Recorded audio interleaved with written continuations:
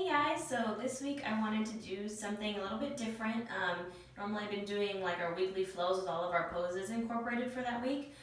This week there's extra poses and the poses are a little bit more intermediate level, so I wanted to go through with you a full vinyasa. So that's going to incorporate our downward dog, our upward dog, our chaturanga, our plank, and then I wanted to do a little crow pose tutorial since I know if you're new to yoga, you're like, oh my god, how am I supposed to do this crow pose? Oh my god.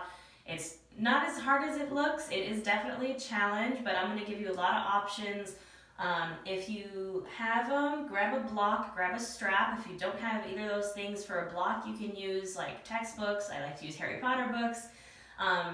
For a strap, you can use like an exercise band. It has to be something that you can like loop around. If you don't have a strap, don't worry about it. It's not necessary. It's just an option if you've never done crow pose before.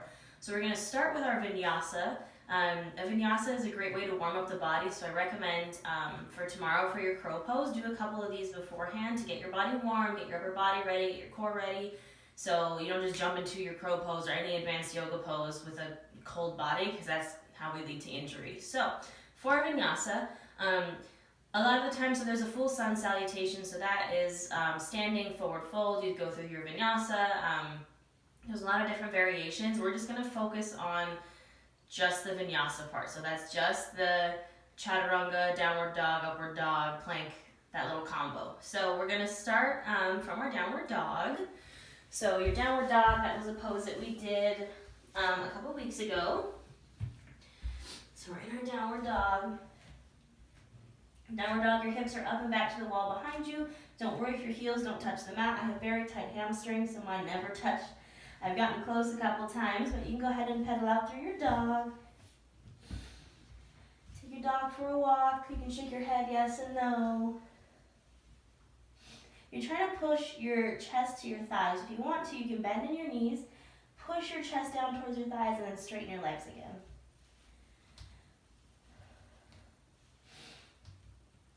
Now I want you to go ahead and inhale, shift forward to your high plank pose.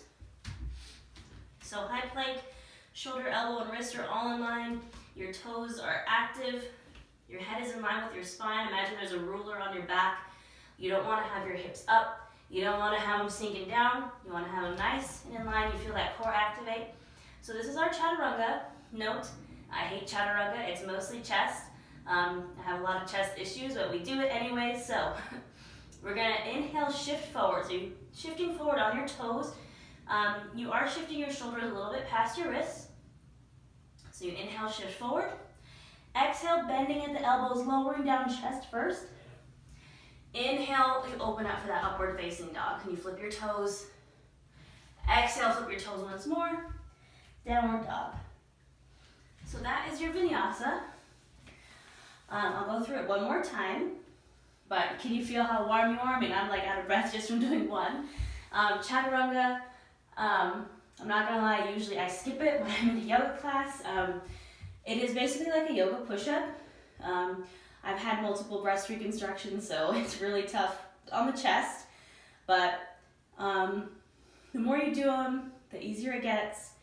I definitely make it a regular part of your practice. I do, even though I hate them. You can do it, you got this. So we're gonna go through it one more time. So go ahead and start your downward dog. And you can walk out the feet. Bend at the knees, push your chest towards your thighs, and then re-straighten. Go ahead and shift forward to your high plank. Inhale, we're shifting the shoulders forward. Exhale, we're bending at the elbows. Inhale, we're lifting up to our upward dog, flipping the toes.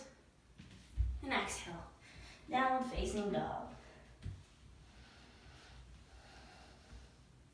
So you can feel how warm you get just after a couple of those. So vinyasa flow is a style of yoga where you basically do a ton of those. You kind of use it to take you from flow to flow, from move to move, to get your body warm. So yeah, definitely do a couple of those before we go into our crow pose. So I'm going to talk you through crow pose. Crow pose, if you don't know what it is, Vinyasa crow pose, I'll just demo it for you really fast.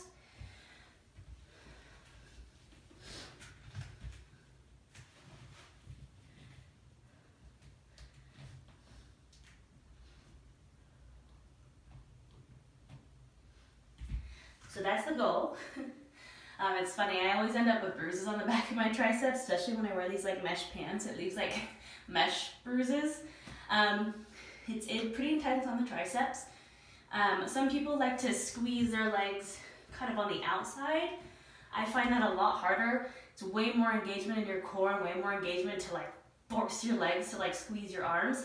I find that if you put your knees right on top of your triceps, not as hard. Do what works for you. So modifications. Obviously that's an advanced beginner's pose, if that makes sense. So that's like your first, if you're like, man, I really want to get into arm balances, really want to get into inversions, that's kind of like your starting point. So I'm going to grab a block. Let me grab my strap. So I like to use the block is kind of my favorite prop for this.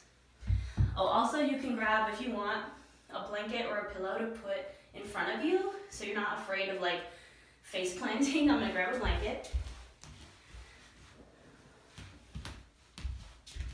Alright. This is Fozzie's blanket. If he comes in here with me, he has to have his blanket, it has to smell like him, you know, dogs are weird. So you're going to put your pillow or blanket kind of right where your face would be. I think a lot of the times the hesitance for crow pose or any arm balance or inversion is that fear. Like, oh my God, what if I fall? Oh my God, I've fallen. It's not that bad. I've fallen out of headstands, handstands, whatever you can pretty much imagine. I find that falling is actually good for you because you fall and then you're like, oh, that actually wasn't that bad. So you kind of get rid of that fear. Growing up, I was a gymnast, so from like age 3, I've been going upside down, so I never really had that fear. But that's a big block for a lot of people. So pillow, blanket, whatever, just to protect your face, block, strap. I'm just going to start with just a block. So the block's for your feet. You're going to come down on top of it. You're going to bring your hands down to the mat. So this is essentially getting you in crow pose without actually being in crow pose. So if you're like, oh my God, I can't lift my feet up off the ground, that's what the block is for. So we're placing our hands down. Again, we're bringing our knees up onto our triceps as high up as you can get them. And you want to make sure with crow pose, you're trying to gaze forward. If you look back or underneath you, you're going to do a somersault. You're going to roll right over. So, looking forward. If this is where you get, awesome. You are in crow pose. Maybe lift up one foot. Maybe lift up the other. And there you go. The strap comes in if you're like, I don't know, my arms aren't strong enough for this, or you kind of feel wobbly in your arms. That's what the strap is for. So you can use the strap and the block. As many props as you need. Never feel bad about using props. So you're looping your strap, so it's holding your arms in the position that they should be. You want them to be right under your shoulders, a 90-degree angle when you bend them. So, again, same concept. So this is keeping your arms from like buckling out to the side. You're putting your tension in this strap. It's going to help you get a little bit more strength.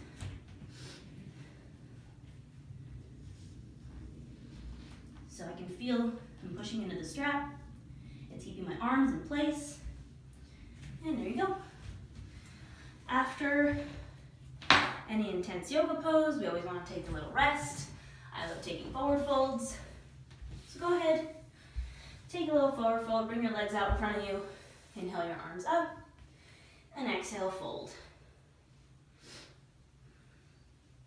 Coming soon is going to be a full month flow. So a full yoga class, probably going to be close to an hour long of every pose that we've done this month.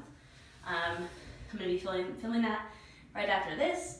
So yeah, I hope you guys have enjoyed this challenge. I hope this helps at least a little with the more advanced poses. Like if you're like, oh my God, crow pose, I hope this helped. Please tag me if you try it. I love, my favorite thing about being a yoga teacher is seeing people try out inversions, and arm balance is my favorite thing to teach.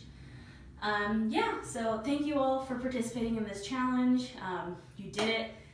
Almost 31 days of yoga, 31 days will be tomorrow. You guys got this. I hope it's helped you find a practice, even if after this you don't do yoga every day, even if you do it once a week. Like, it's awesome. So I'm really proud proud of you guys, and yeah, keep an eye out on my YouTube and my Instagram. I'm going to be doing weekly yoga videos, weekly tutorials, all that good stuff.